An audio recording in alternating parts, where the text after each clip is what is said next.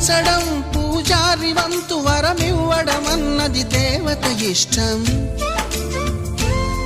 ప్రేమించడం ప్రేమికుడి వంతు కరుణించడం అన్నది ప్రేయసి ఇష్టం. ఎందువల్ల నిన్ను ప్రేమించిందో చిన్ని మనసుకే తెలియదుగా, నిన్ను మరవడం జరగదుగా. ఎందువల్ల నువ్వు కాదన్నావో ఎదురు ప్రశ్నలే వేయనుగా, ఎదురు చూపులే ఆపనుగా. ఏనాటికో ఒకనాటికి నీ ప్రేమ సాధిస్తా.